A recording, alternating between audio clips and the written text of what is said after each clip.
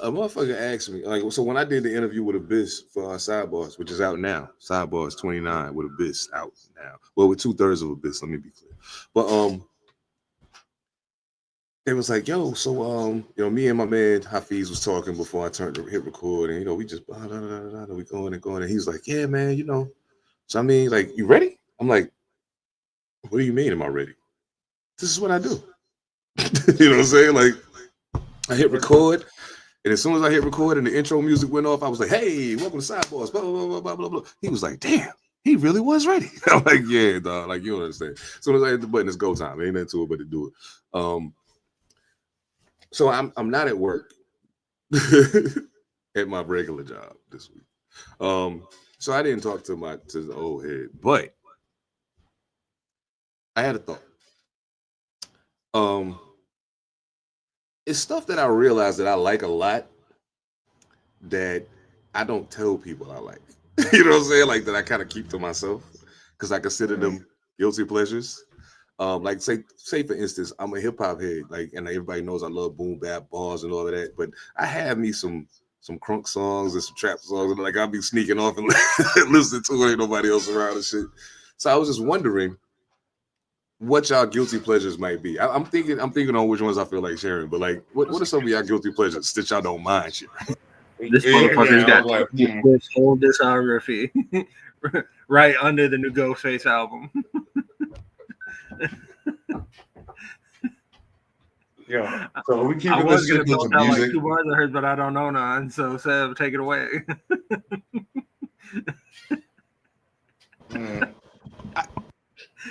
Yeah, it's okay. That's why they call it guilty pleasure, man. We don't need to talk about that. Shut up. What y'all judging for? We listen and we don't judge. Like, We listen and we judge.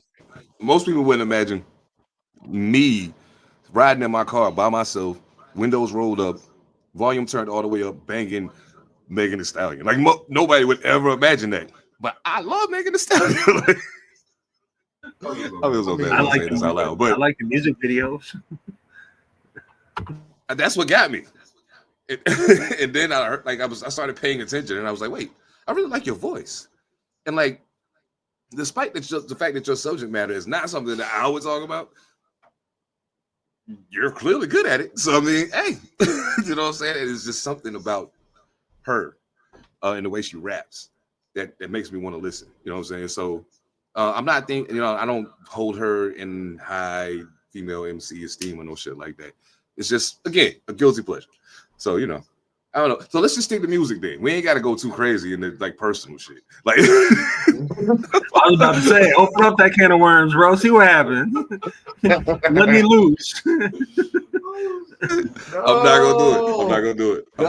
Nope. We've all been on the road with this kid. No, we don't want that. The monster's out the cage now. They're not ready. They're not ready.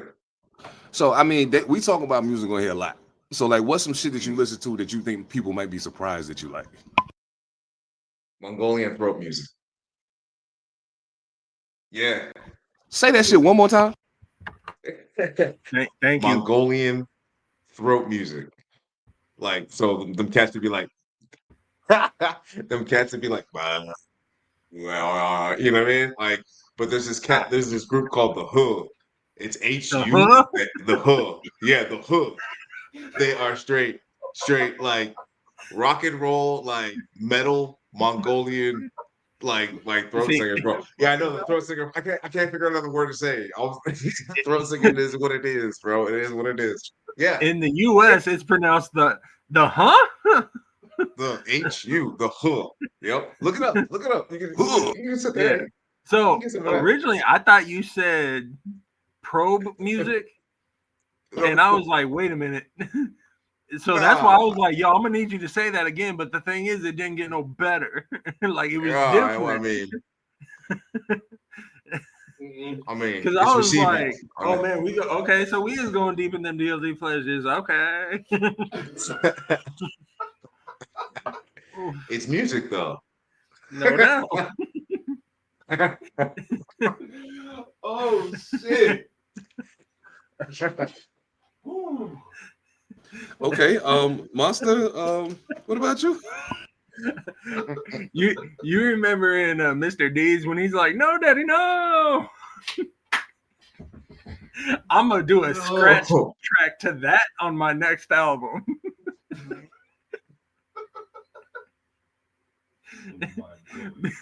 Yeah, that ain't nothing but Mongolian probe scratch, bro. Don't worry about that. No,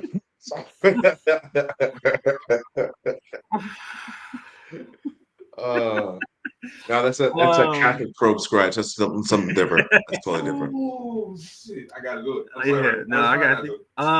Guilty pleasure music. It would probably be like 50 to 60s era music. Just because, like, you know, like most of us like grew up listening to what our parents listened to. So like I still listen to a lot of Motown. I still listen to you know, like a lot of 50s music. So that would probably be my guilty pleasure, even though it's not really guilty, but just something that people wouldn't expect. But I mean, like there are other things too. Like I can throw out Linkin Park, but I mean, I'm fucking white, and you know, I look like me, and I'm angry, so it's like that ain't really unexpected. You know, so there are things, yeah, like there are other things that I can throw out, but it ain't really like super weird. But yeah, like 50s and 60s music, like yeah, that'd probably be the most unexpected. That's actually dope, though. So, oh man. All right, so like I never fell into the Cardi B trap. And let me just say, I listened to the song Imaginary Player because I like the Jay-Z song Imaginary Player. So I was like, well, let me see what Cardi did. And I was hoping that maybe she did something different on the, you know, than what he did. But it was really kind of like a mimic of that record. So I don't really like to hear somebody redo somebody's record unless they gonna kill it. You know what I'm saying? So like, and it was that brought me to the Megan Thee Stallion table. She redid Boys in the Hood, but it was Girls in the Hood. Full disclosure, the first version of that video that came out, all she was doing was twerking through the whole video. And I was just like, yo, this is going crazy. It was on mute, but I was like, it's going crazy. So then one day I decided to unmute it. And I was like, well, shit, she rapping though. Like, if I can stop looking at her booty long enough, I can decipher the lyrics. Like, so I decided to go to Spotify and play the song because I can't see this working on Spotify. So I listened to the song and I was like, yo, you know, low key Megan can rap. So like, you know, I locked in. I just need to remove all the distractions. Bro, I totally feel you. That's how I got my wife. Got distracted by the booty. It happens. It happens. Full disclosure, same shit. When I met my lady, we was in a car. She got out the car, walked away, and I was like, damn. 3 for 3. She was like, yo, can I get you a water bottle? I was like, sure. She walked back to her car. I was like, bring it back. Yo. So, yep. This is the type of shit I Once you get past that. Well, once you get past that, yeah, like then it's kind of like you got to really put your brain to work at that point and be like, okay, what else is happening here? God, I hope you have a personality. And if you don't, I can still look at that booty. But yeah. Just don't be mad if I got the mute button. That's all. That's all. Yep. That's all. I was. Well, really, what made me think about it was I was imagining, like, people that we look. Okay, so what made me start thinking about it first was a conversation I was having with somebody about a popular former MC who has a very popular pod. I've said it on here before. Fuck it. I was talking about Joe Budden, and I was like, you know, Joey's an amazing MC. You know what I'm saying? And he's always been one who stood up for hip hop culture. So I appreciate that. But then some of the things that he says he likes and some of the things that he supports makes me be like, huh? But if you understand that he's a regular in strip clubs, it makes it make more sense. So you have to sometimes you got to take the totality of a person into consideration. Like, so their guilty pleasure or the thing that you look at and be like, what the fuck? Like, there may be a very good reason why that's the case. For him being in strip clubs on a regular basis, it explains why he likes some of the music he liked, because I used to DJ in a strip club. So like, I know I played hella songs I hated. But after I saw how they was working to them records, like after a while, them shit I started bobbing my head and rocking out to them shits when they came on too. So Master P, make them say, I hate that song. Hate that song. Hate it. But every time I turned it on, all the girls came to the floor and they was going crazy. So I was like, you know what, Master P, you all right with me, dog. You are all right with me. I am a no limit soldier right now. She went to give me them DJ drugs. See, now I'm getting ready to go on a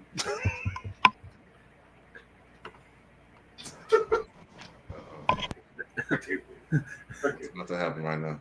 I don't know, but while he contains himself, we were listening to an interview that he did with JD, and it kind of pissed me off because he was talking about how he frequents strip clubs and, spends like 10 stacks in a strip club like every night, blah, blah, blah, blah, blah. And he was like, that's because I've been in this shit. I like that. That's who I am. I'm him and all this. And then he was like, I'm real hip hop. Like, that's why I do that. And I was like, wait a minute. No, let's not do that. And he ended up cleaning it up like 3 minutes later. But he went on this long diatribe on that's what real hip hop's about. And the whole time I was like, I am going to shut this off. And that's the problem. So why is that the image? Why is that the thing? Why is it the worst of us, right? You know what you did. You know what you did by saying this, right? You know my head now is like all like like blasphemy, you know. So was I when I was listening to the interview. Yeah, real shit. Now, see, mind you, like you said, he did clean it up 3 minutes later. He's like, man, that's Atlanta culture. It's like it's not hip hop. That's Atlanta. But like, sure, you know what I'm saying. But like at the end of the day, with Jermaine Dupri, I took everything that he was saying in that interview with a grain of salt because I understand where you came from. I know how you started. I know you was a breakdancer for UTFO on the Fresh Fest tour. I know that you know hip hop. You know what I'm saying? I know that you know the culture. You were a break dancer. You know what I'm saying? Like, it's not like you were just there or you were doing some lollipop kid shit. You was break dancing for UTFO. Like, you know your shit. But it came back to a conversation we had previously where people reach a certain level of success. They have certain things that go down. And at a point, even his ideas about independent artists and what being an independent means and versus, all of that, the question that he asked, it took them telling him, dog, you sound crazy asking that question when you've been in the music industry, you know what I'm saying, for all these years. You know what I'm saying? You've attained a level of success that'll make an independent person be like, oh, that's dope. But like, I want to do it on my own terms. You know what I'm saying? And like you said, oh man, my deal was amazing. Yeah, but you were able to set your terms within that framework. Everybody don't got that. Everybody ain't bake jump. Everybody ain't signed a brat. Everybody ain't make, bring Escape out. Everybody didn't do that. Like, some of these people are really clawing their way up from nothing. You know what I'm saying? Trying to build their own empire of sorts. So like, to throw shade at someone for wanting to be independent and not wanting to give that measure of control to the industry seems weird to me. You know what I'm saying? Like, why would you be mad at that? Like, I don't get it. So I don't know. Some of these cats, I think once they get to a certain level, they kind of get out of touch with what's really happening out here and why someone would want to control their own destiny as opposed to putting it in the hands of rich people who have no concept of the culture whatsoever. We don't have that problem here.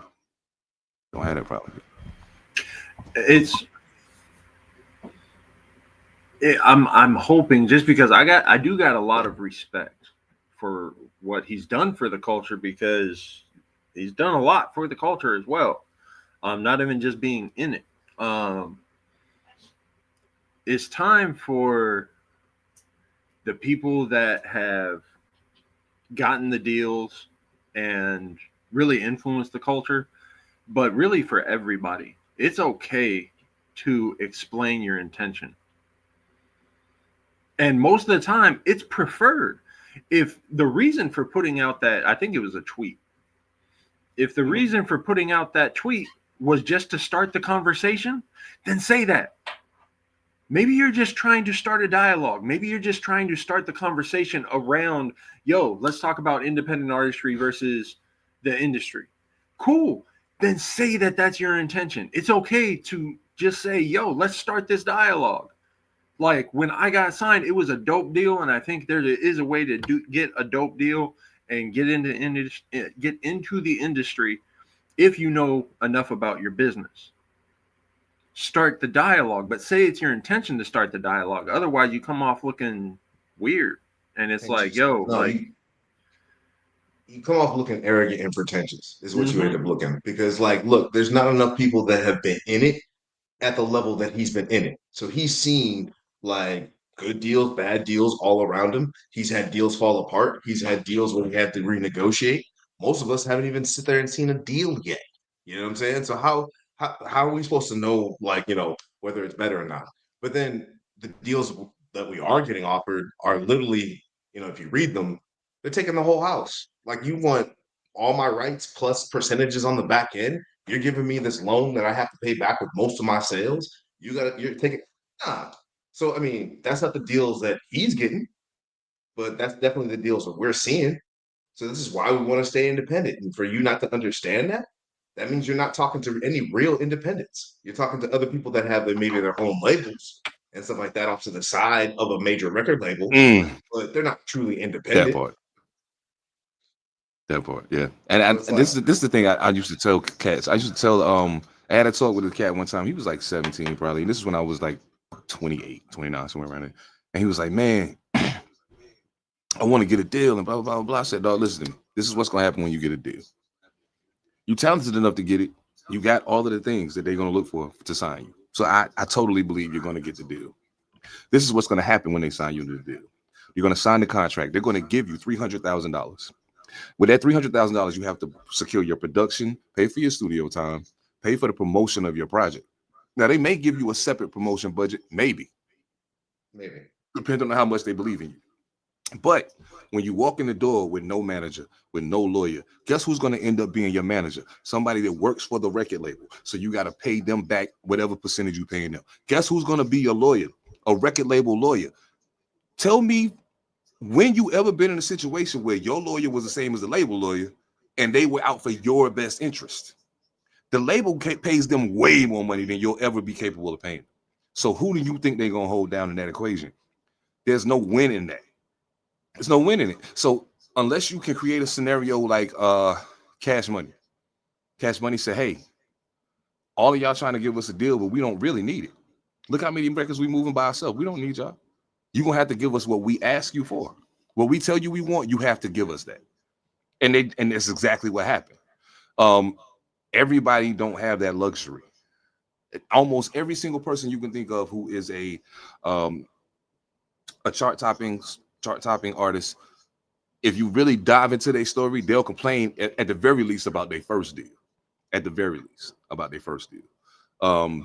Joe Budden is on record as being one of the most diehard anti-music industry people, record company people in all of the music business. He's like, dog, don't do it.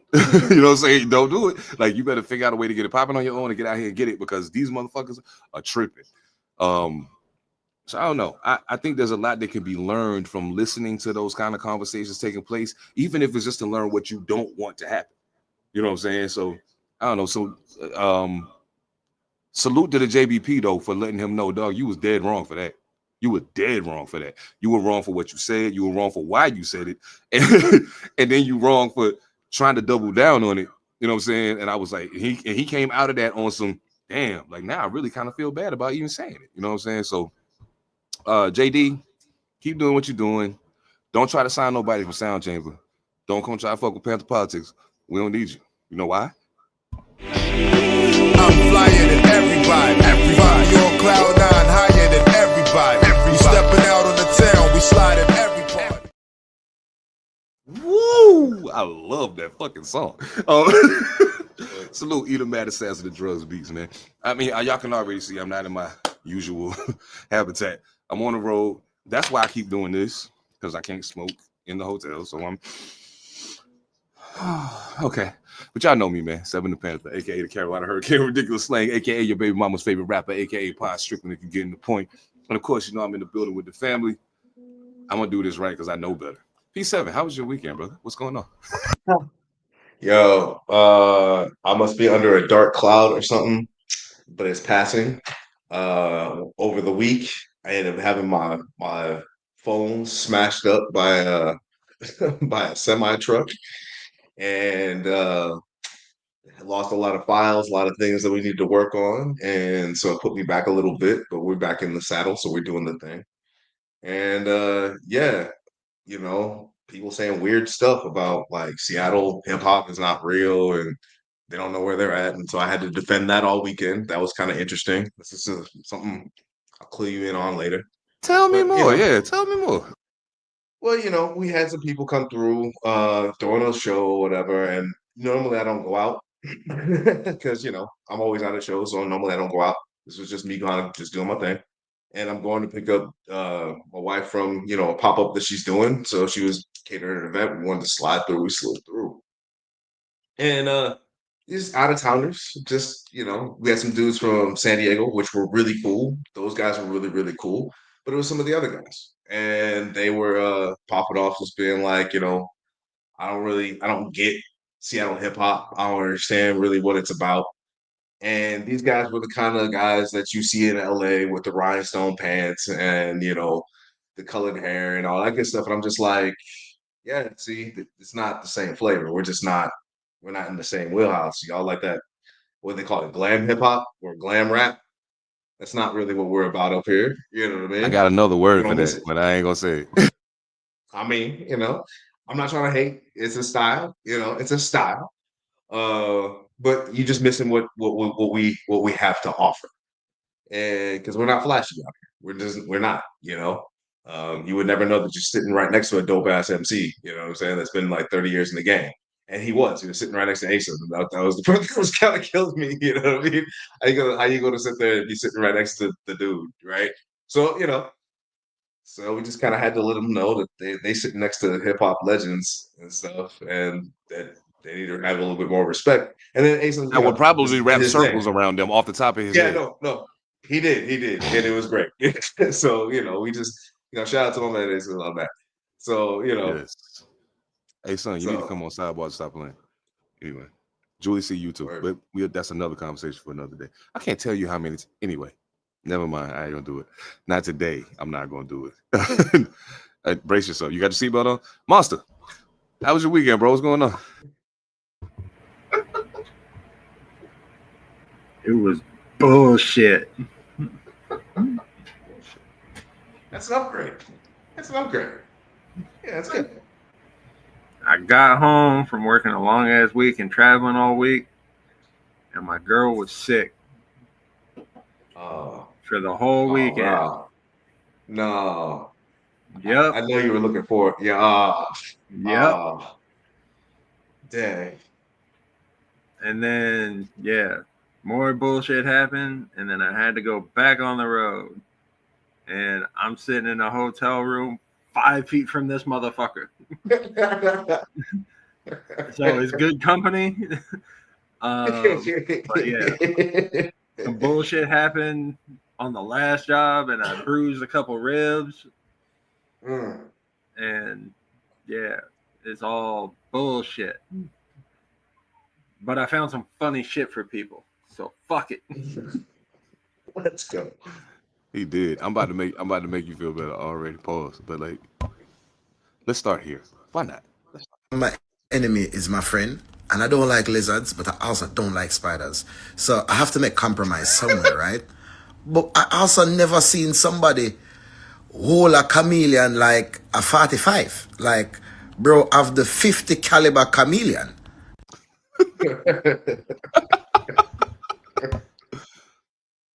Bro, every time he starts talking, all I see is a motherfucker getting hit by a car. So that's actually even a different dude. Like my algorithm, once I started enjoying blood clots so much, like they were just like, "Oh, you like Jamaicans? Oh, you like and that? guess what, algorithm? You ain't wrong." because this shit is hilarious. You know, I was complaining at first about the algorithm constantly giving me stuff that I talk about or I look at one time or whatever. But now I learned me and the algorithm become friends. You know what I'm saying? Like I get a wild hair and I just be like, you know what? Let's see what happens. This stuff just starts coming. And I'm sorry, I gotta apologize to y'all at the 2 and the 3 in the morning, me sending them crazy stuff because the algorithm be on. Late night, they be on. I'm gonna tell y'all something. There's nothing in the world that I despise more than my phone vibrating. And I'm gonna tell you something good. This motherfucker keep that shit going off. But I ain't mad at it because it be some golden shit. And yeah, I got like hella shit to run past y'all plenty times. Like we can do a podcast every day for a week and not run out. Some of the shit y'all be sending though. Some of the shit y'all be sending, I'll be like, yo, dog, hey, listen, I'm way too high for this shit, or I'm not high enough for it. Case in point. Just check this out. For you, what's a weird food combination that you secretly love? Coochie and ass. Coochie and ass, young lady. That is a weird food combination that I thoroughly enjoy. Now, let me tell you how I like my coochie and ass prepared, because everybody don't eat their coochie and ass the same way. See, for me, I like mine plain Jane. I like mine plain Jane. I don't need no seasoning. I don't want to taste no saltiness. I don't want no pepper, no paprika, garlic, onion, none of that. Plain Jane. So what I like to do, I like to let my coochie and ass soak for a little bit. Get some warm water. I let it just sit in there and soak. Get all the funk of the day off of the coochie and ass. And while it's doing that, it's also getting that meat tender. And that's going to help you a little bit later. So once it gets done soaking, now you're going to take it out the water, and then you're going to get you a wash rag. Get that wash rag, you're going to put some soap in there, preferably Dove, because Dove is a good cleaner, and it's for sensitive skin, and they have good scents as well. So you don't need no bumps or nothing like that because somebody done broke out. So you're going to take that, you're going to lather that soap up in that wash rag, and then you're going to get in there, you're going to clean that coochie and ass. You're going to clean it good. And once you get done cleaning it, you're going to dry it off. Now you put some moisturizer on it. Now, whatever moisturizer you choose, that is your preference. I know right now, baby oil is a big thing. I don't like baby oil because, all that grease and stuff all on your face, you start to bump up. Your face ain't supposed to be that oily. So I just do Jergens. Jergens is fine. So then you just allow, you put that Jergens all on it, you get it all moisturized and shined up. Because remember, it's tender. You let it soak in that warm water. Remember what I just said? So after you done moisturized it up, now it's good to go. It's good to go right then and there. I believe you ain't even gotta take it to the table. You can eat it right there on the spot. As soon as you get finished moisturizing, start eating it right there on the spot. God damn. What the fuck? Man. This nigga need to open a school. It is. Ooh, so it's yeah. Good God to me. That's a good meal right there. Couldn't he say it? I guess it's no longer a secret. Oh, what the fuck, yo? I love when people display their passions. Because he came in off the rip and said it with his chest. Coochie and ass. Coochie and ass. Mm-hmm. That's what it is. Bro, that shit fucked my head up when I saw that. That's algorithm after dark. You can't lose with that one. Yo. I was like, yo, bro is doing it.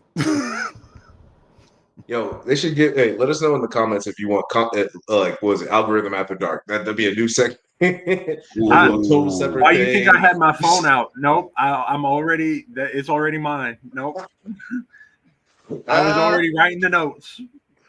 Nope. Monster don't play around. Coochie and ass. Oh shit. Let's go. I'm ready. Oh my god. Yeah, I gotta do something else now. Okay. I would like to continue our exploration into kids. They are very strange individuals. Kids are crazy as fuck. Like, I don't think people realize sometimes just how fucking crazy kids are because they kids. So you like kind of halfway give them a pass and shit. But I personally think that, you know, you can learn a lot from kids. You can learn a lot from kids. Sometimes you got to correct them though while you learn it. So I'll give you an example. Her name is Faith.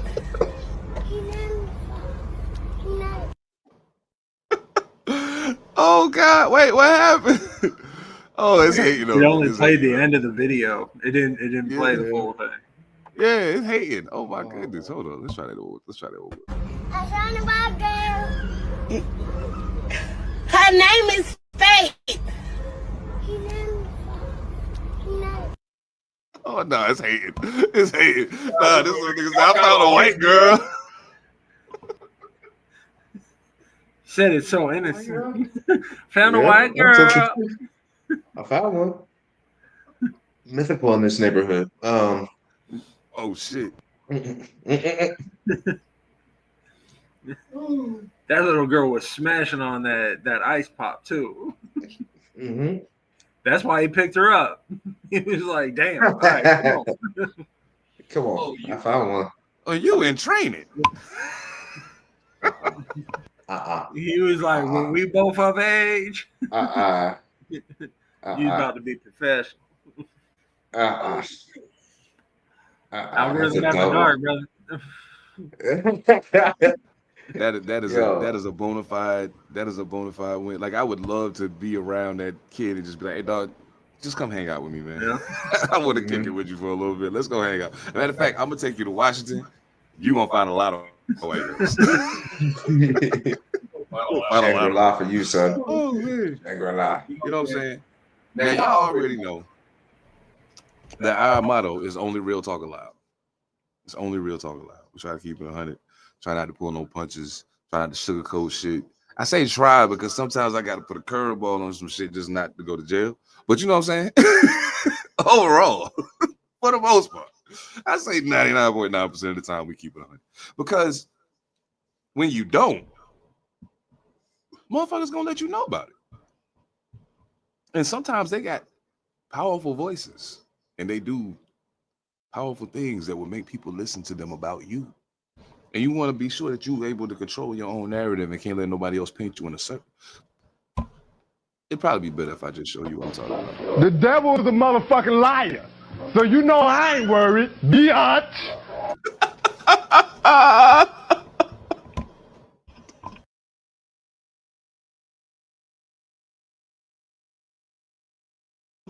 You know I ain't worried, biatch. That's Reverend Too Short, ladies and gentlemen. No. That was a motherfucking liar. Don't do my boy from Oakland like that. No. That's rough. I'll stop doing it as soon as Ty Shaw come on Sidebars. Shameless. Not a bit of fucking shame, nigga. Because the devil's a motherfucking liar. You're right. Biatch. Damn. I ain't worried about it. Biatch. A man looked like he took like 9 spliffs to the head before he came on. He was just eyes just shut. How you think he get the energy for them sermons, bro? I'm just saying, he was in it. Now He I'm was just jealous. speaking in tongues. I am, bro, a little bit. I like you can't smoke in the studio. I'm about to cry. I'm gonna just keep it 100. Now, mind you, I'm not gonna tell y'all where we at. I'm gonna just say that I'm not in Washington. And I did see a dispensary down the street, but it looked a little sketchy. So I don't know if I'm gonna go there because why would I do that? Like, I have a strange feeling that where we at, and if I go roaming around this place by myself, it's not gonna end good. Like, let me tell you something. We've been out and about. Almost everywhere we've been, there have been looks like, oh shit, it's a black dude. No bullshit. Like, We went to the gas station. Crazy thing is, the white people in the gas station working, no problem with them. It was the Mexican dudes outside. It was like, oh shit, it's a black dude. Okay, cool. We standing on the corner a little while ago, kicking it. Car rides by. The dude is like, it's traffic, so he's slow balling. And this motherfucker was like, and I'm like, this motherfucker did a quadruple take. Yes, it's a black guy. Yes. What the fuck is wrong with y'all? We exist. We exist. I was like, damn it, man. I'm never coming here again unless they paying. Then I mean, then I guess, you know, I'll be here. It ain't no thing. It was evident that motherfucker wanted to scream, "Go back to Harlem!" Like, I'm pretty sure I saw him mouth that shit, but he just thought he was gonna get shot if he yelled it. Yes. Now, I would be quick to tell him, hey, yo, dog, listen, we're not all from Harlem. Some of us from Atlanta too.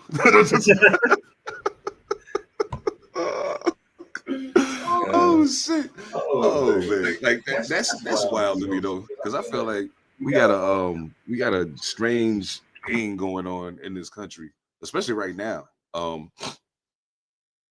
It's odd because the same people who would tell you to go back to Harlem, or even worse, go back to Africa. Case in point, I can't go back somewhere I've never been. I could go back to Harlem, even though I ain't from there. I've been there, but whatever. But there's a strange energy that's brewing in America right now. And the guy who's somewhat responsible for being the catalyst for that also put a word into circulation, or a term into circulation that is being used widely by people who want to dispel what other people are talking about. And that's the term fake news. But the reality is that with all this AI shit going on, there's a whole lot of actual fake news going on. I'd like to share some fake news with y'all if that's okay. Can I do that? Can I do that? This have proved that the most intelligent DNA can be found in women. Unfortunately, 98% of them spit it back out. Yo, son, listen.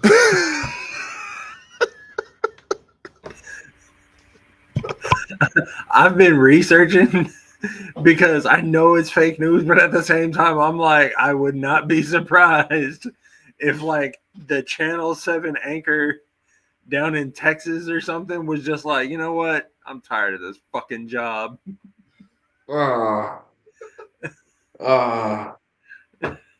Just pulls a network, right? Just, I'm mad as hell and I'm not going to take it anymore. Sabotage. Or they go like Anchorman and they're like, you know, he's going to read everything on the teleprompter.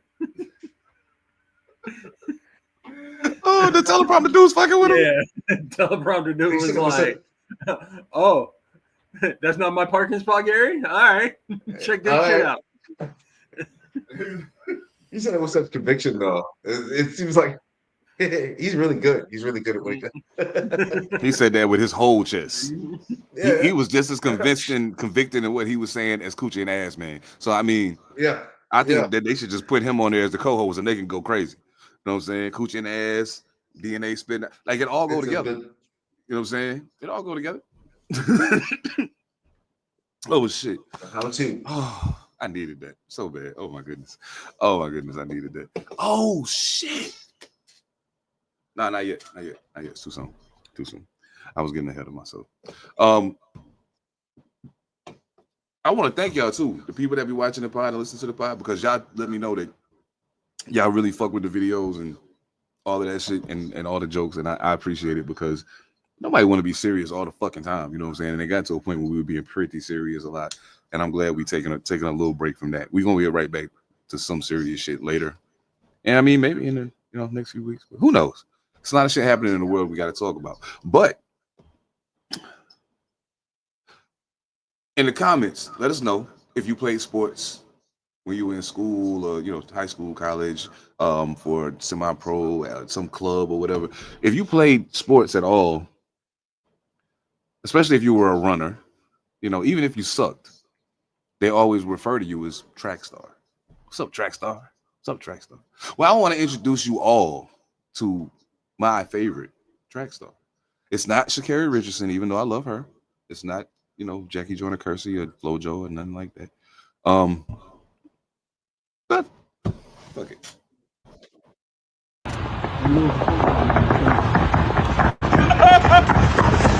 Bro, I knew.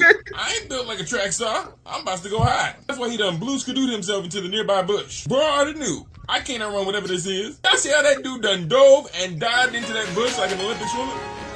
Bro done straight up turned into Homer Simpson. Oh God, yo. I don't know if y'all ever been on a block with motherfuckers and somebody just take off running just to see what everybody else gonna do. That man was smart. He was like, whatever you ready from, I can't do it. I'm a slow motherfucker. Let me just hide. He had no shoes on. Everybody else had slides. He was like, look, no, nuh-uh.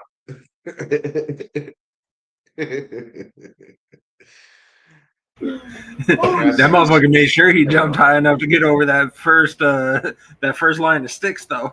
He was like, nope. Going straight in.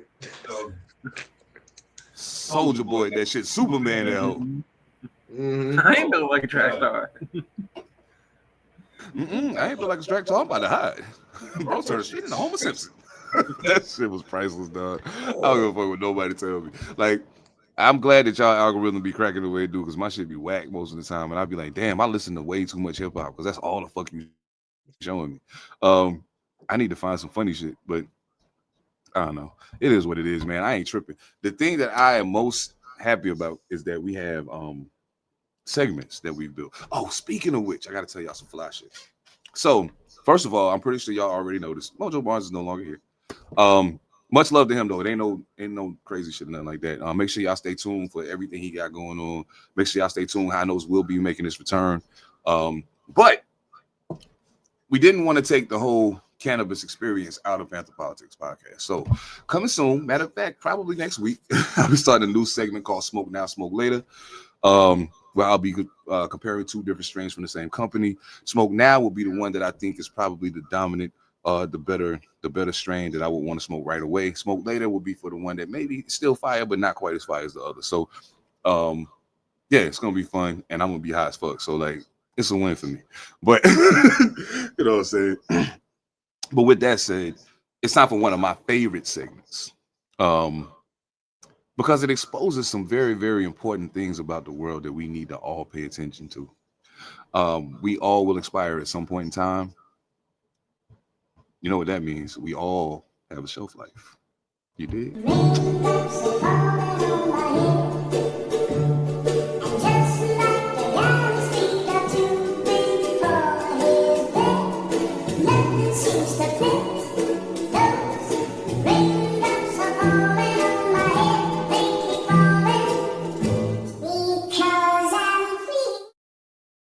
Ready to go. Boom.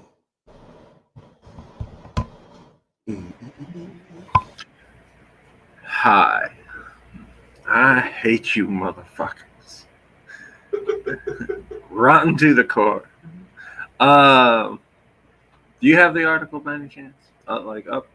If not, that's cool. I'll just explain it to him. I have it up. I don't know how to. That's okay. Sure. Fuck them. I'll just explain it. So, the recent technology craze has given us the capability to take it one step further than Stephen Hawking. And they've now started pushing into testing the capability of putting implants into your mind that will be able to read all of your brain waves, and from there not only be able to start spelling out what you're thinking, but also give you a voice. Dope. There's a lot of different disabilities and diseases that can take away your capability of speaking, and that's good. I'm glad that, well, somewhat good. Sometimes I don't want to hear a motherfucker talk, but if y'all paying attention to the first thing I said, it can read your mind. And if y'all were paying attention to the discussion of the algorithm, The algorithm comes from them deciphering all the shit in regards to you and putting together this nice little profile. And we all know for a fact, we've been discussing it for months now, that they just signed a big contract through the US to collect every piece of data on every American citizen and put it all in one place. And then weeks later, they roll out, yo, there's this new machine that can literally read your mind. You should get that. Y'all see where this is going yet? Maybe. Since the 60s, it has been confirmed that they are running programs where if I commit a crime or I do some weird shit and I checked out, particularly, like whatever library books I checked out, whatever TV shows I'm watching, jumping a little bit later ahead, what websites I'm going to, all of those things are cataloged. And then if Sev and Percy look at those websites, read those books, little flag pops up. And then, oh, you also read this book. Another little flag pops up. And then all of a sudden you become a target because you just happen to read the same book that I did or because you looked at the same website. Now imagine what that program looks like now because it was developed in the 60s. And imagine what it looks like if they can literally catalog your thoughts. And then I want you to get over the notion that this is only happening in the United States. Because it ain't. So, your shelf life just got progressed exponentially. Look it up. Exponentially. Exponentially.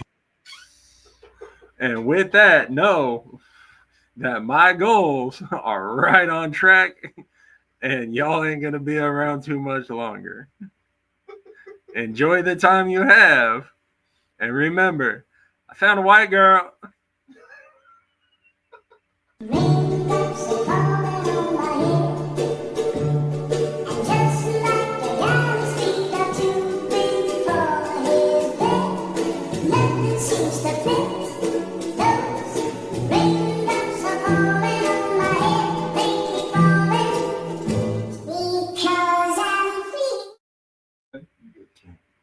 Dear Crackers, why the fuck do you keep cracking?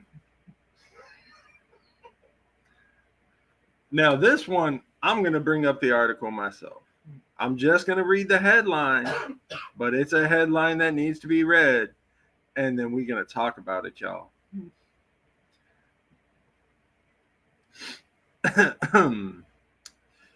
Trainers at Marine Zoo take extreme measures to stop killer whale from mating with his mother in a perverse new law. Now let's talk about this, white people.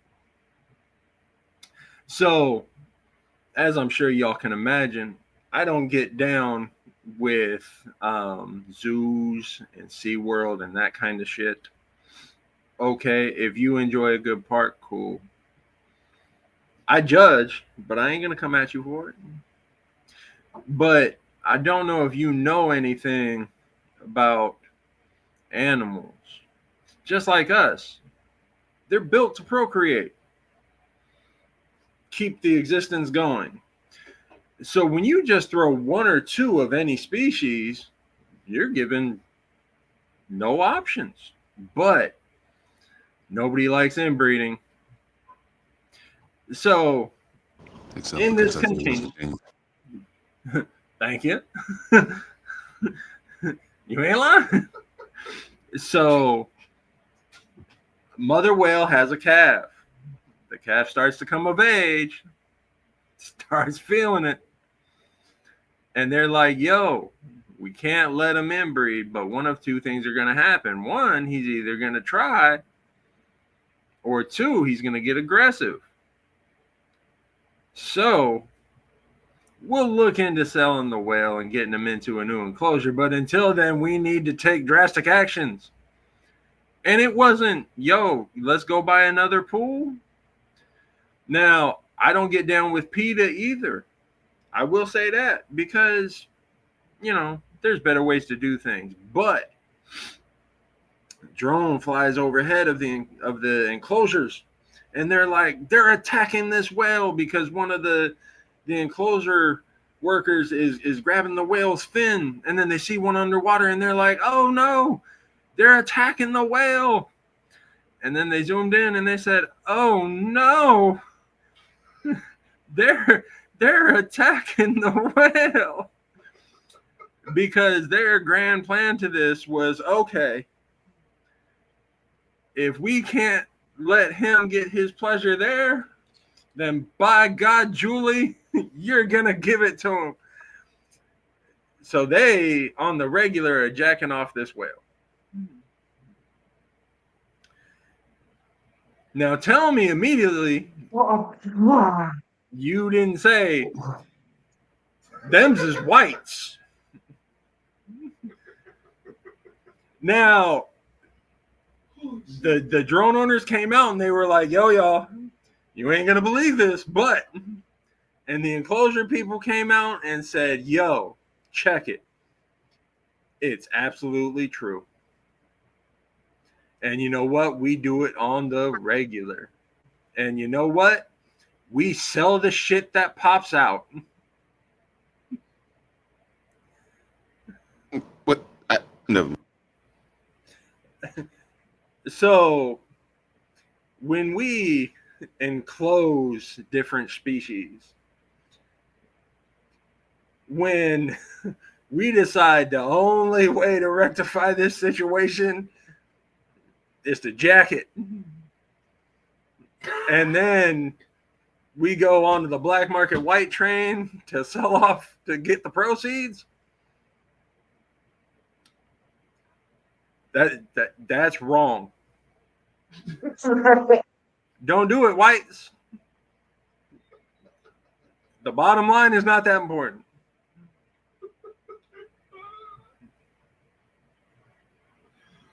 As always, keep cracking. I'm fucking dying over here. This is crazy. Oh my God. Yo, when he, bro, hella question. When he first told me this shit, I was like, wait, what? they did what? Why? I don't understand. Like, why is it every time that you go out or you just encounter ejaculation of some kind? It was the rodeo before that. Before this, it's this, right? Holy shit! My algorithm's different, bro. Bro, like, yo, you need to reset, like a hard factory reset. Like, nah, man, because somebody has to bring the truth. Oh my! Y'all don't know the sacrifices I go through for you. Oh, it's only real talk allowed, man. He got to do it, yo. He got to do it. There's no way around it. Yeah, because I'm not doing it. Who else is going to come on their platform and degrade the whites for jacking off whales? I am committing a public service. Yes. And then you wonder why I consider their shelf life. Because eventually the whales are going to be like, yo, bring back Julie. Someone's going to get attacked because they're going to let that whale go. Eventually they're going to let that whale go into the wild, right? And now it's got the taste for Julie. And so it's going to end up on some beach somewhere, you know, maybe in the Pacific Northwest, maybe somewhere down in, you know. And it's going to pop out the water and be like, I found a white girl. Oh. Full circle, bitches. It's all, you set yourselves up. That's why we leave them alone. Bro, that shit is insane. Like, when he told me that shit, like, we talked about it then, but then, like, in my brain, that shit just kept going and kept going. And I was like, yo, wait a minute. I don't understand what's happening here. Like, I mean, I get that you don't want it to inbreed, but like for the solution not to be like bro said, get another pool, or maybe go find another whale. You know what I'm saying? Like maybe you could do that. Go find a young female whale and bring her so he got somebody to get busy with. Like we do this with dogs, right? We do it with dogs. See, y'all are not considering the depravity of the whites. The only question that I had in this whole scenario was, did they play yin yang twins while they were doing it? They were like, "Come on, little miss, let me whisper in your ear," and that was my only question. I was like, "Yep, checks out." What was on the box though? And the whale was like, "Where do you see my?" Sperm whale. Yo, get the fuck out. Yo, you know what? Hey. Fuck this. Nah, okay, hey, look, little whale guy. I hope that Julie stops yanking your chain and they allow you to, do what you need to do naturally. This is some wild shit. I promise y'all this is still a hip hop podcast. I promise you it is. In some way, shape, form, and fashion. I promise you it is. Oh God! Volume 1 out now. Yeah, we was about to get to that, but before we get to music, I just got to show y'all, man. Like hip hop is a powerful fucking like movement. Like the whole culture of hip hop is powerful, and it's powerful enough to the point that just about anybody, that hears rap, a lot of people feel like they can do it, and it's supposed to be their. I can't even put this shit into words, yo. I just gotta play it. Fuck it. Fuck it. Something I never miss. But then Tanya left me. And she took all the lunch meat. Salami, bologna, honey turkey, and pastrami. But it's alright. No need to fight. Cause I'ma have some popsicles. Some popsicles. Yeah. It's so hot. So hot. And I need some popsicles. He did his own ad-libs. Some popsicles, y'all. Some popsicles. Oh, shit. It's so hot, so hot. And I need some popsicles. Some popsicles, y'all. Some popsicles. It was all a dream. Some lady on the bus gave me some ice cream. Then I had to question why I had the indigestion. It's because I'm lactose intolerant. On dairy products, I can't have it. Got me feeling like I'm cooking a rabbit. Be feeling like I'm cooked. Dog, listen to me. Marsh. I need y'all to do me a favor. Ladies and gentlemen, if you're listening to this podcast or watching this podcast right now, do me a favor. If you hear or find yourself in the mode that you want to freestyle and it sound like that, don't do it. Don't do it. Keep it to yourself. It's okay. Like, you ain't always got to let it out loud. You know how many rhymes I got out for people to hear, but you know how many more in here that they never gonna hear? Like, some shit you just supposed to keep to yourself. Now, see, don't deprive the world. Don't listen to him. See, we would be much better off if he would just give those rhymes to us, just like that man gave us his bars, his true authentic self. That was amazing. Be like that man every day on all public transit. Be like that nigga. 3 words. 3 words to negate the whole argument. Some popsicles, y'all. Popsicles. Yeah. Fucking popsicles. That was, he had a hook. He did his own ad-libs. He had 2 verses. Yo, Seattle rappers, take a note. This man's doing If you're everything. lactose intolerant, share it with the world. This motherfucker was Chuck D and Flavor Flav all at the same time, ladies and gentlemen. He was making it do what it do. Making it do what it do. I don't hear that bullshit. There are no small stages. You know what I mean? Come with your phone game. There are small stages. I rapped on one and I almost tripped and fell off that bitch. But like, I'm 6'3", man. I don't need to be falling off no goddamn stage. You know what I'm saying? Like, that shit crazy. That's a long way down if you're in the wrong place. Oh man. Monster did say it, and he does have it on his this joint right here. But in case y'all didn't know, it is no longer exclusive to Bandcamp. Book of the Monster Volume 1 is now out on DSPs. Please, if you enjoy the funny shit you hear him say on here, just imagine what you're gonna hear him say on the album. And he got full creative control. He can just do whatever the fuck he wants.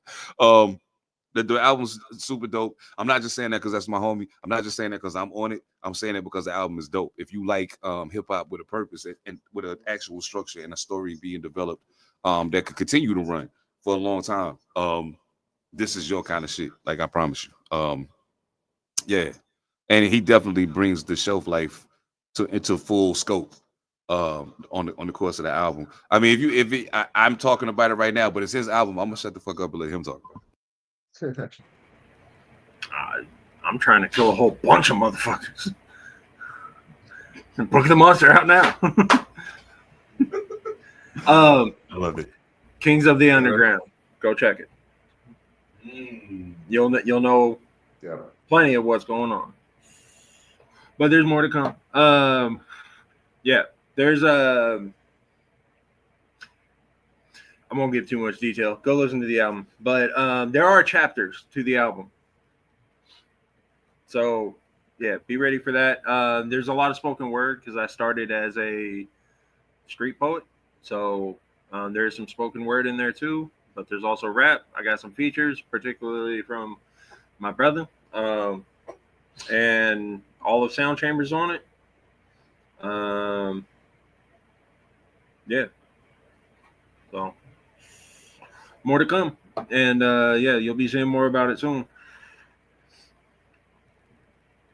True indeed. Shout out to Mojo Barnes, Soul the Interrogator. You know, all y'all motherfuckers is on the album, man. I ain't gonna ready to shout all y'all niggas out because fuck y'all. I think there's only 3 more. You said all of them besides Double XL and Ready Ron Beats. So yeah, those are the 4 features on the album. And it was produced by myself, Mojo Barnes, who is the primary producer on it, Soul the Interrogator, and Ready Ron. It was mixed and mastered by Soul the Interrogator. So it came out sounding very, very clean. Yeah, Gabriel makes a couple appearances as well, but yeah, the monster took over. Yes, indeed. Yes, indeed. P, before we get into the to this discussion that we about to have, because I've been waiting to have this conversation with you for 2 fucking weeks, and we about to have it tonight. Anything you want to give on Book of the Monster before we proceed? I'm about to turn my camera off. Full disclosure, ladies and gentlemen, I gotta pee. I'll be back. Honestly, if you guys are into hip hop that has a full narrative, if you're into old Scarface stuff, anything that tells a full story, Book of the Monster is definitely it. Volume 1 kind of just sets the stage and gets things started. There's other projects that Monster has been working on, weaving in and all that good stuff that's gonna have you going definitely into the underground. If you like underground hip hop, if you like independent artists and that kind of stuff, definitely give it a listen because this is what true artistry is about. None of that industry fab stuff. You're gonna hear choices being made that have a purpose and not just because it's catchy. So yeah, definitely check it out. It's worth the listen. I gave it my 10 out of 10. Not because I helped work on it, but because you worked on it. Yeah, but also because I listen to it often. It's one of those albums that I don't get tired of listening to. So that's saying something. If anybody is into the video game or making music videos and stuff like that, you know how much we have to listen to the song over and over again. I've been very pleased with having to have this on my list of having to repeat. So check it out. You good? Oh, I'm straight at the 6 o'clock, dog. Yeah, I'm good to go. All right, matter of fact, I want to talk about how good to go I am. Ladies and gentlemen, listen, y'all, have you ever been in a scenario where you drank a bunch of water or a bunch of other shit and then you had to pee real bad, and when you went to the bathroom and you peed, it felt like the whole world changed. All the colors got brighter. Sounds became clearer. Like everything was different. This motherfucker had to pee so bad that he felt like he was on fentanyl. He's like, I'm seeing sounds. I'm tasting colors. It was like that, yo. I swear to you, I was like, damn it, man. Yo, I giggled like the Pillsbury dude. It was great. I was like, yeah, that shit was dope. I'm just telling you. It's a shiver. I might be telling y'all too much right now. I don't know. I don't give a fuck. But Yeah. Book of the Monster Volume 1 out right now. All right now. Shining endorsement. I just pissed y'all. Book of the Monster. Don't jack off whales. Please don't do that. Unless Please. you're going to do it on October the 1st when Son of the Morning come out. That, for some reason, that seems to correlate to me. I don't know why. But it is what it is. Mojo Bars, what up, man? We talk about new music.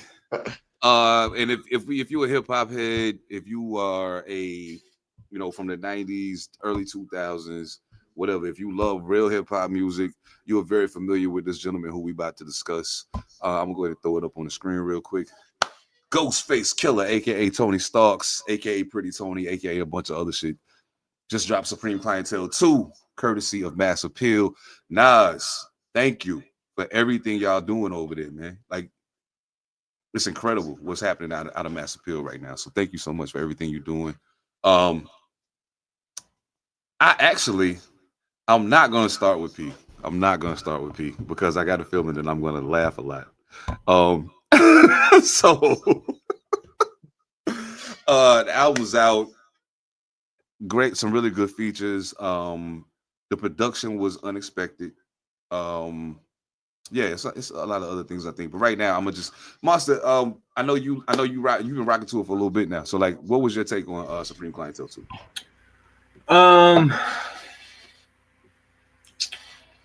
I'm gonna get this out of the way early so that I can talk about it logically. It's a good album. It's a solid album. One that I'm going to spin multiple times. I wish it wasn't Supreme Clientele 2. And I think that more and more people are making that mistake of when they have a classic album that they want to continue that and they want to use the notoriety of that. But the bottom line is, Ghost, like, you have the notoriety. It's already there. Like, we were going to play it no matter what. So, but when you do that, you set a bar. And at that point, it's not even a matter of making it over the bar, but it's also a very particular bar. So that can get troublesome. So I really wish that this album was not Supreme Clientele 2. So I'm going to take that title off the table. Track 1, he started immediately in magnificent Ghostface fashion, and he told a story. And y'all know how much I love a good story. So the first track, I was already deadlocked in. Like Sev said, a lot of good features on there. Some of the features, really did they shit. Nas is on, it's continuing his ridiculous run of features, continuing his ridiculous run of just being, having the tracks built for just this massive train that has come through and brought us so many dope albums over the last year, 2 years. So, of course, when you put up Ghostface and Raekwon, like, that never fails. So he did his damn thing. Method Man again shows why he's Method Man on multiple occasions within the album. There's just no stopping that man. Like, I don't care what the album is. If a track has Method Man's name attached to it, it seems like it's just going to be heat no matter what. So yeah, it felt like, to your point, Sev, the production was actually a little surprising. But I think that he was experimenting a little bit, but in a great way. And yeah, so overall, I absolutely loved the album. I don't like, it's so hard to say that with that title on there because it just, I don't know if it surpassed that bar, but it is a very solid project that I'm going to be listening to again. I absolutely positively dig that. Absolutely positively dig that. And you said a lot of things that I'm probably going to reiterate to some degree. But this is what I've been waiting on all week long. Like I've been waiting on this ever since like we didn't record last week. I was like, I know what I want to hear. So with that said, P7. Interested in knowing what you think about Supreme Clientele too. I'm just interested on if you listen to it. See, that's the thing right there, right? I did listen to it, but you already know, and I've already said this. I've said this multiple times before. I'm not a fan of Ghostface. I'm not. I like Raekwon. I like everybody he brings to the table. But his cadence has always been something that kind of irks me. But the production was different this time. And actually it kind of made me give a little bit of grace, I guess, get outside of myself because I don't have the high bar that he has to pass. So I was just like, is this gonna sound good? Am I in the mood for this? And a lot of the tracks I was in the mood for. I was like, I was feeling it. I had a lot of time to actually listen to it, just on the ride to and from doing my other job and that kind of stuff, and just kind of listening to it. And again, okay, so this year has been great for storytelling, right? Um, Ghostface has always been a storyteller, and that's actually why I still kind of like I don't like I never listened to him because he does tell a story, right? And so I like his way of telling stories, and that he brings that out in other people to tell these wild stories, these some dark, real wild stories. Oh But yeah. at the end of the day, I almost feel like Ghostface for me is one of those guys where I can listen to it and appreciate the artistry that he's putting forth. Kind of like listening to like Shakespeare, or like reading Shakespeare, or listening to or reading somebody that's super heavy. You know what I mean? Because you got to pay attention Mm. because it's so hard for me in the cadence to flow with it. I got to pay attention to it. And so with that, if I'm in the mindset to be intellectual and to listen to the story and really pay attention to it, it's a great album, honestly, because there's some bars in there, and there's some things that they are saying that I'm like, Mm. whoa, I'm gonna write that down and use that for a prompt. You know what I mean? For a movie scene or something like that, because that's a vivid image that you just threw down. I'll But be as a damned. whole, Okay. yeah, I'm not probably spinning this on a rag though. You know what I mean? Out of all the I can albums that dig come it. out this year, this is not the one I'm gonna be spinning on a rag. But Okay. again, Matt, always a fan. Um, Raekwon, again, always a fan. Like, so yeah, you got it out me. Now he's gonna come for me. Ghostface is gonna be like, Oh man, you got off that one. I see you. Okay, I see you. Good one though. I like that. I like that. I like that. Good one. Good one. Good one. Good one. I like that. And it actually was much different from what I expected. But I do realize, and I think we was talking about this earlier, Monster. I was like, man, P's a filmmaker. There's no way he hears this album and doesn't at least at some point revisit some of the records. You know what I'm saying? Because the stories that he tells, like you can literally close your eyes and just see the film happening in front of you. You know what I'm saying? Because he's very, very visual. I conversely am a huge Ghostface fan. I wasn't initially. I'll be honest. When Wu-Tang first came out, Ghostface was very low on my totem pole of Wu-Tang MCs. It wasn't until Only Built for Cuban Links came out and he was the co-star with Raekwon that I got to see him at his, and they're like, whoa, hold up, he's changed. You know what I'm saying? Like there was a definite development that occurred between 36 Chambers and Only Built for Cuban Links. And that let me know, whoa, maybe I missed something. Let me pay closer attention to this cat. And so when Iron Man came out and the Bulletproof Violence and Fish Scale, like all of these records, all the albums start coming out, I'm just like, nah, Ghost is dope. Fuck that. Like I'm tripping. So I love Supreme Clientele, my favorite Ghostface album. So when he said Supreme Clientele 2, I was already leery because I'm like, damn. See, Nas is smart. He didn't make Illmatic 2, he made Stillmatic. That gives you the same feeling without it having to be the same thing. Raekwon did Only Built for Cuban Links Part 2. And despite it being a good album, you're comparing it to a bona fide classic. Dog, we listened to Only Built for Cuban Links on a drive from North Carolina to New York and from New York back to North Carolina the entire time. We never listened to anything else the whole time. You know what I'm saying? So he's talking about almost a clear 24 hours straight of listening to nothing but Only Built for Cuban Links. So you're putting it in very rare air by calling it Supreme Clientele too. Now, if you had named it anything else,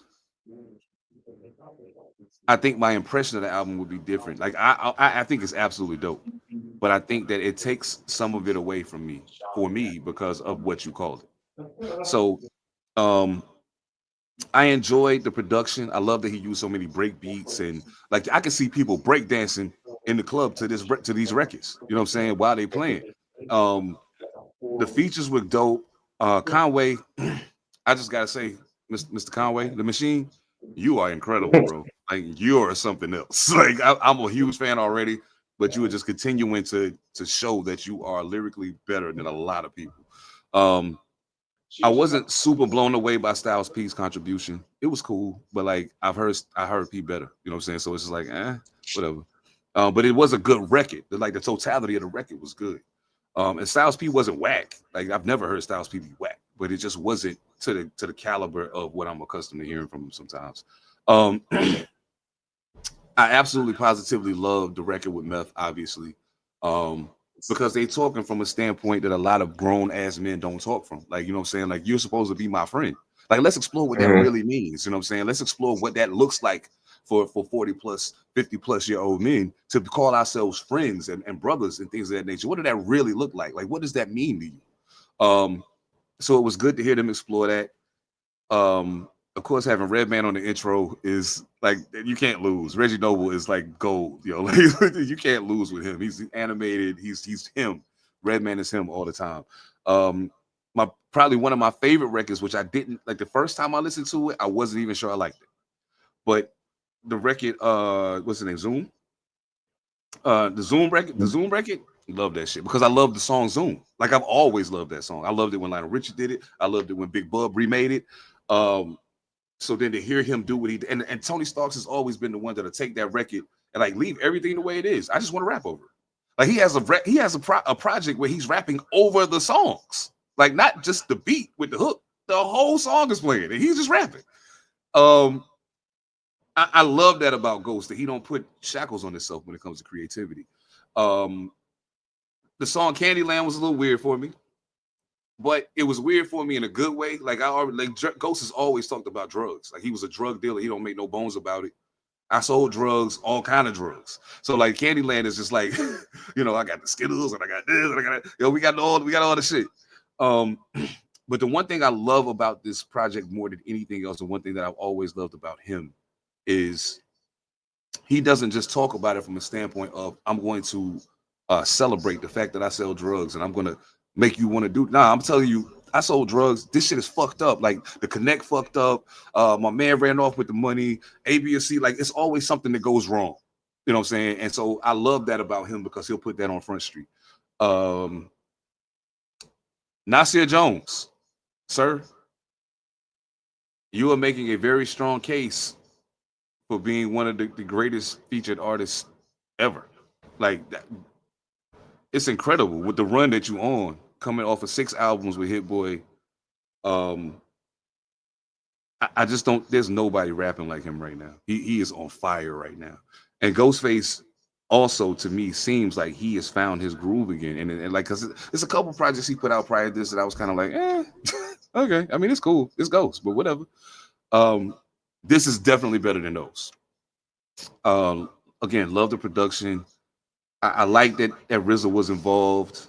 That makes me very happy. But I do want to say, Ghost, we might have to get him up when I see you, dog, because that pause skit, I felt attacked. I felt attacked. That's what I asked you about that. I felt attacked, nigga. Like this motherfucker's like, can't say you have a ball? Pause. Like I'm like, nigga, shut up. Like, yo, that shit was wild, man. But now, like,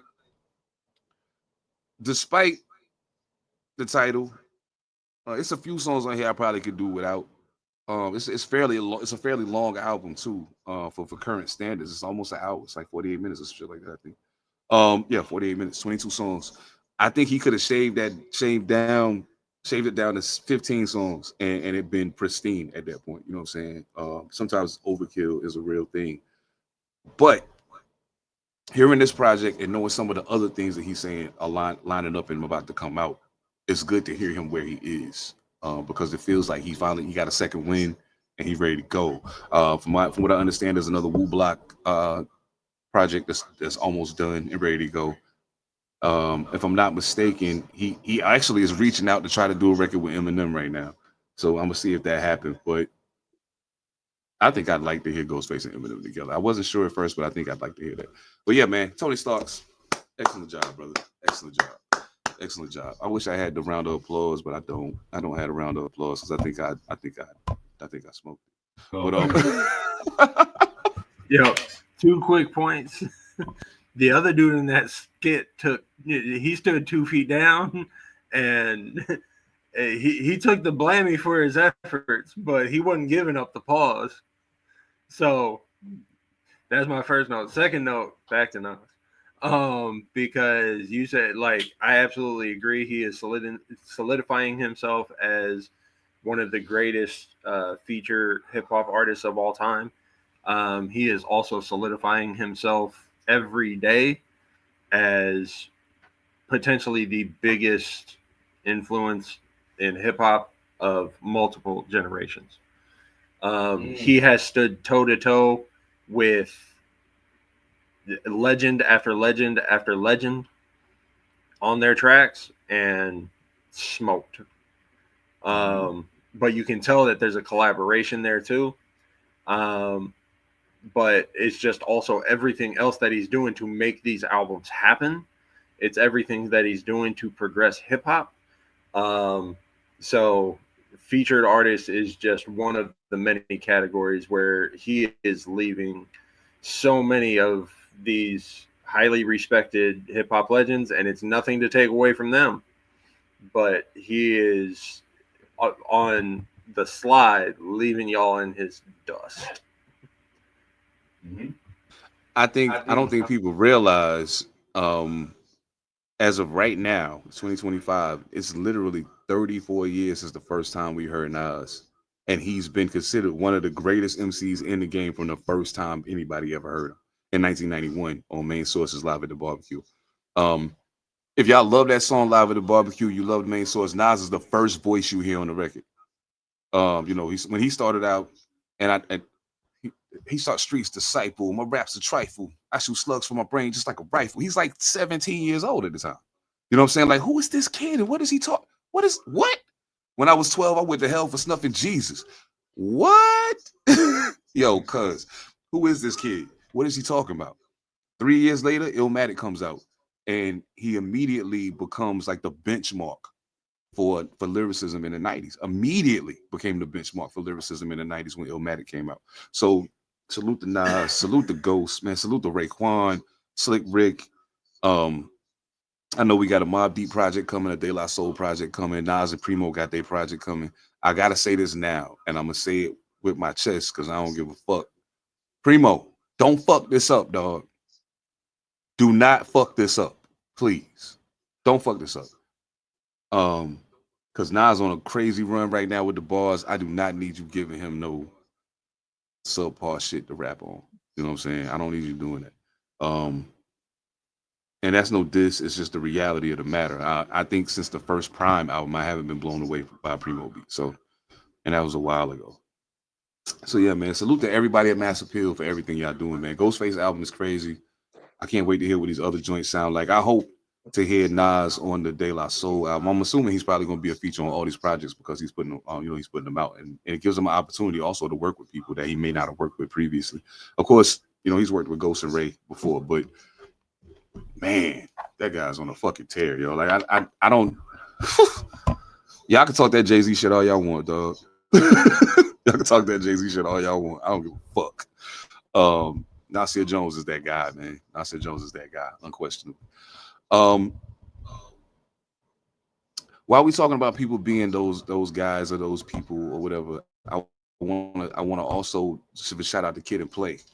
And it sounds crazy for me to say it, but it's not crazy. It's actually a really real thing. Kid and Play were inducted into the National Hip Hop Museum Hall of Fame, along with some other people. I think, if I'm not mistaken, DJ Hollywood was inducted. Matter of fact, let me just pull it up. So Christopher Reed and Christopher Bond, aka Kid and Play, inducted into the Hall of Fame as of August 23rd. Other inductees include Frederick DJ, Cool DJ Red Alert, Crew, Dana Dane, McLeese, Kwame Holland, Toy Crystal, Sweet T Jackson, and Anthony Holloway, who went by DJ Hollywood, the Jungle Brothers as well. All of these people are staples of hip hop. Sweet T was one of the first female MCs to, especially in her era, to reach the heights that she did. Of course, we all know who DJ Red Alert is. He broke some of the biggest records in the culture. Was one of the DJs that helped keep the culture growing throughout the city, throughout the boroughs of New York, as hip hop was on the come up. DJ Hollywood, if you don't know who DJ Hollywood is, please go do your homework.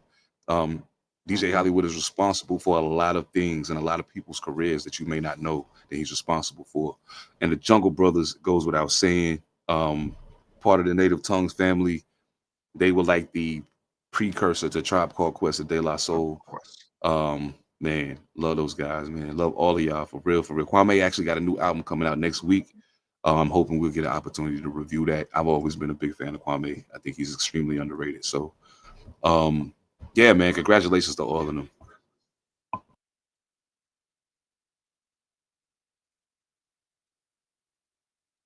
Man, I want to watch House Party now. Shit.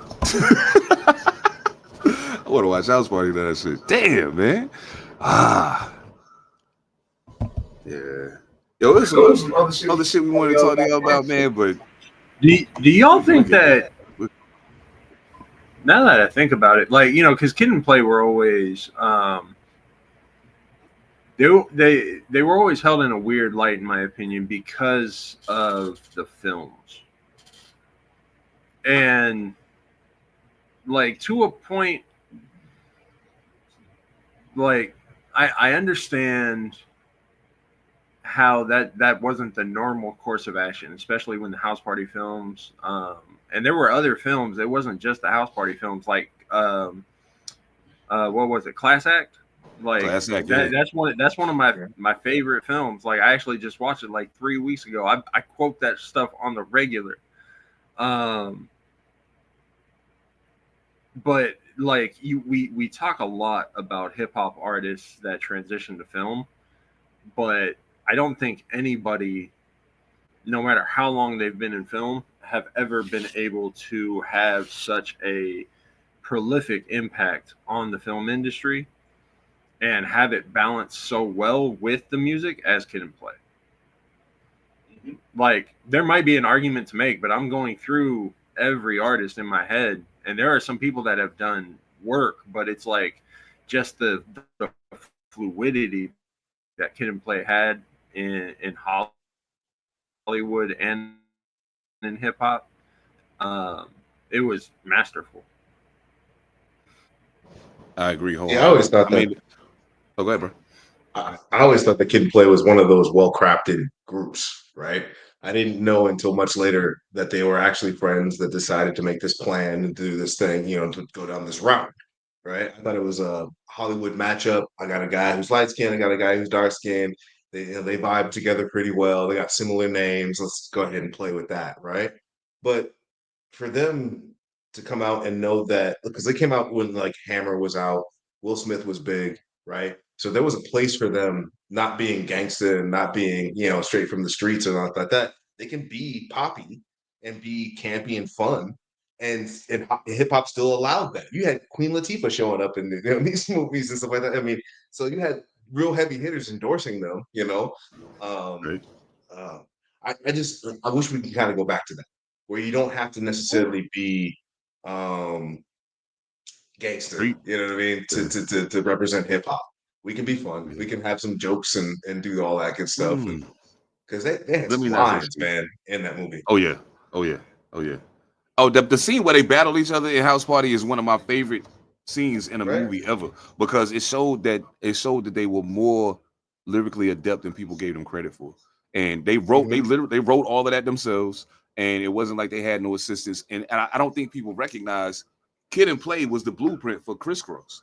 You got Chris and Chris Reed and Chris Martin in Kid and Play, Chris Kelly and Chris I think it's Chris Kelly and Chris Martin in Crisscross, dark skin, light skin, balance it out. That whole thing was a rebirth of Kid, like it was like an Atlanta version of Kid and Play. So like I think that they do not get the recognition they deserve. And back to Monster's point, there's other rappers who done movies, but they are the only ones who literally took their music and infused it into the movie so that everything kind of moved along the same path together of growth. Everybody else tried to do stuff that was separate from that and then go back to the music, but they incorporated all that into what they were doing. Even in Class Act, they were still hip hop. You know what I'm saying? Even if they weren't rapping, they were still hip hop. So like, they actually did rap in Class Act. They had the concert that they did, and it remained fire.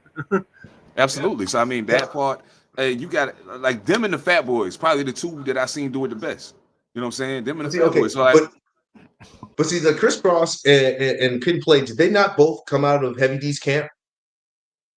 Are they all part of Heavy D's camp?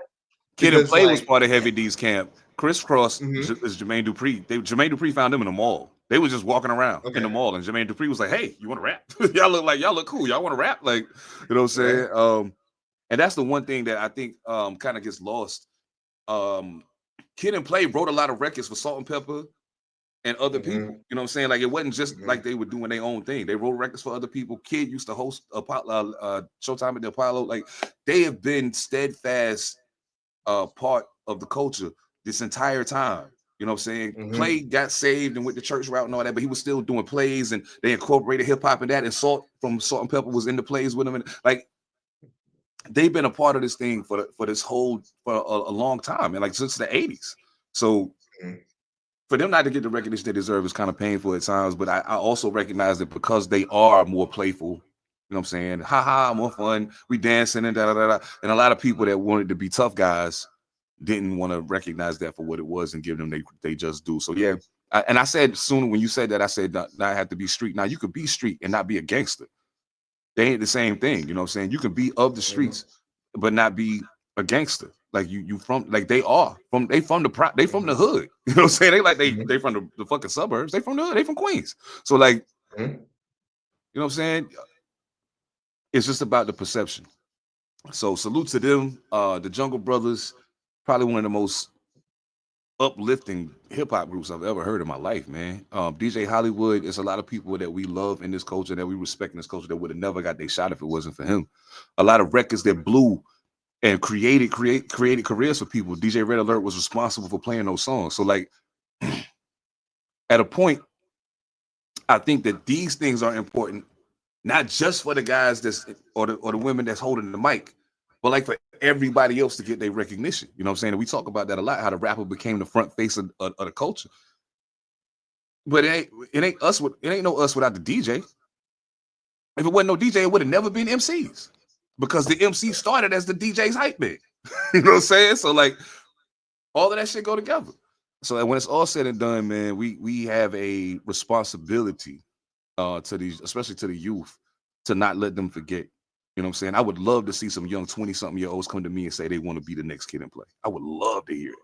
We're going to dance. We're going to make fun music. We're going to party. We're going to have a good time. And we ain't going to talk about all of that other shit. Even if we out here doing it, we ain't going to talk about it. We just going to have fun and try to, because, dog, I'm going to keep it a bean with you. Niggas be thinking Kid and Play soft. Don't get that fucked up. They are not soft. They sold you what they wanted you to have. I don't got to tell you about this part of my life. I just want you to dance, because we like to dance. Let's dance and have fun. We ain't got to talk about all that other shit. But don't get it fucked up, yo. Don't ever get it fucked up. And that's why Class Act is one of my favorite movies of theirs, because it shows that duality. It shows, like, you know, you got Play, and you know, he's more the thuggish type, and then you got Kid, and he's, you know, Harvard bound, but then they end up switching roles, face off style, and then they have to mold into that. And if you look at the duality of that, it's showing you that like, yo, there's ways to balance this thing out. But yeah, just the influence on the culture, the influence that they had on Hollywood was insane. The influence that they had on other artists. Like, if you go back and watch House Party, you're going to recognize faces. There are people from hip hop that they put on. There are people that are stars in Hollywood right now that got their mark from House Party. They might have done one or two B-rolls. There are some people where that was their first film, but they blew up on that film because it was House Party. So yeah, don't get it twisted on the influence that Kid and Play had in hip hop, in Hollywood, on the culture. It's all there. Bro, they had a cartoon and a cereal. Like, most hip hop groups ain't never gonna get that. Like, Wu-Tang Clan ain't got no fucking cereal. They considered like the opus of as far as hip hop groups is concerned. Like, so not for me. I'm outcast for me. But anyway, so yeah, I feel you. Like they definitely had an impact that doesn't get recognized the way that it should. And I think it only get lost in translation because as they was getting to that point, like gangster rap was starting to take over. You know what I'm saying? So as gangster rap is taking over, like those of us who already dialed into that, we kept following it. I'm rocking with Kid and Play till the day, you know what I'm saying? But I'm still listening to NWA and I'm still listening to all this other shit too. But I already love Kid and Play. So I'm not getting ready to step off of that. You like story rap? Go listen to Last Night by Kid and Play. Last night changed it all. That shit's fire. Yeah. Still to this day, that shit's still fire. So yeah, like, gotta love that shit, man. Like, salute to all of y'all, man. So let's pass it around the cypher real quick. Monster, anything you want to say? 30 seconds to a minute. You know what I'm saying about anything we talked about tonight? Book of the Monster out now. It's on all the streaming services. There's more to come on that. We already got some videos planned. We already got the next like 12 steps planned out from that. I'm gonna go call my girl and see if she wants to play SeaWorld. Found a white woman, y'all. I don't know why I'm never ready for this. I'm never ready. I don't know. I already know what's coming, and I'm never ready. Like, God damn. P7, man. What you got? 30 seconds to a minute on anything we talked about tonight, man. Shit, man. Yo, I feel like the 90s are coming back. Real lyricism, real hip hop's coming back. It's time for us to kind of mature up and actually take hold of it, get rid of it from the industry.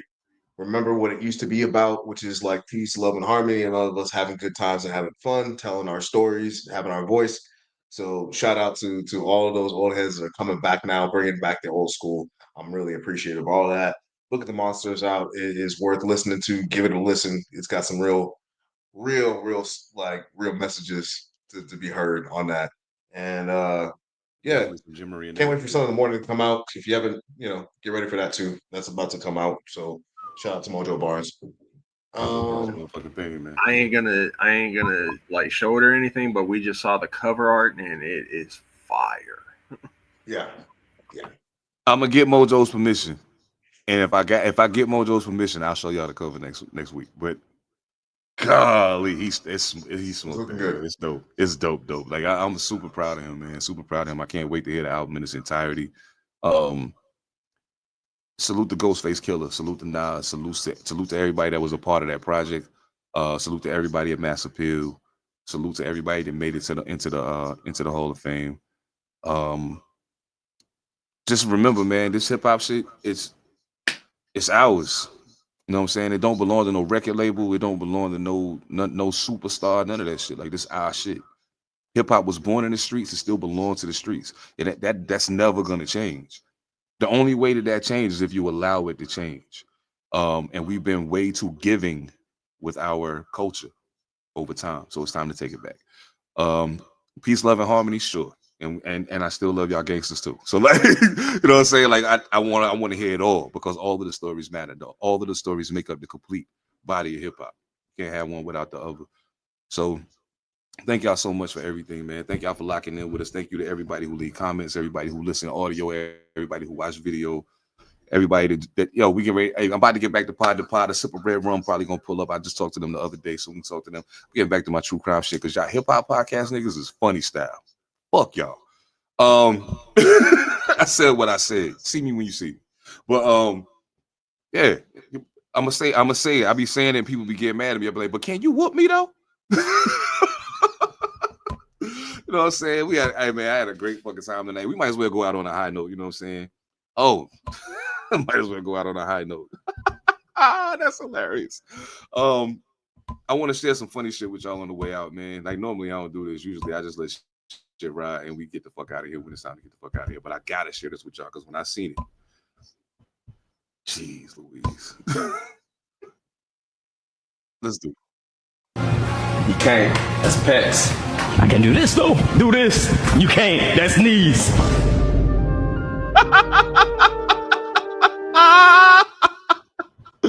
The disrespect is real. We fighting. I'm throwing my crutch at shit, you. Yo. I'm just tossing that thing at you. Like, yo. Cold-blooded. Yeah. That's a motherfucker. Yo, I didn't know how bad I needed it in my life. My goodness, man. Y'all know what time it is, man. Again, on behalf of the crew, Monster Elicit P7. I am Seven Da Pantha. We are Pantha Politix Podcast. Continue to like, comment, subscribe, share, all that good shit. Give us 5-star ratings on Apple Podcasts, Spotify, all that other shit. Make sure you drop comments, man. We will talk back. You know what I mean? We'll see y'all next week, y'all. I'm flyer than everybody.